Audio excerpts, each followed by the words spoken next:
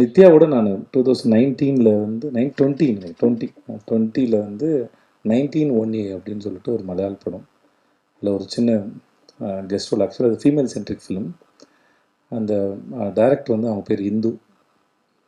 So அவங்க நித்யா தான் நடிக்கிறாங்க, எனக்கு தெரியாது. ஆக்சுவலாக வந்து இந்துவோட கதை அது பிடிச்சி போய் அவங்களுக்காக பண்ணலான்னு சொல்லி போனது அது. அப்போ 2 பேரும் ஏதாவது ஒரு நல்லா எல்லாம் சேர்ந்து போய் ஒரு படம் ஒர்க் பண்ணுவோம் அப்படின்னு பேசிட்டு வந்தது.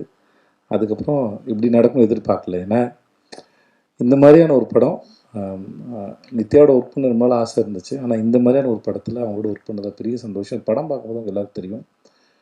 இந்த கதாபாத்திரத்தில் நித்யாவை தவிர வேறு யாரையும் இமேஜினே பண்ண முடியாது. எனக்கு தெரிஞ்சிருக்கு அவங்க பண்ண எல்லா படத்துலையும் அதுதான் நினைக்கிறேன். நித்யா ஒரு படம் நடித்தாங்கன்னா அதுக்கப்புறம் அந்த அந்த இடத்துல வேற ஒருத்தரை வச்சு பார்க்கவே முடியாது. அதுதான் நித்யா. ஏன்னா அது சும்மா வந்தோம், இது சீனு, இது டயலாகு, ஓகே இது கோரியோகிராஃபி, இதை நடிப்போம் அப்படின்லாம் இல்லை.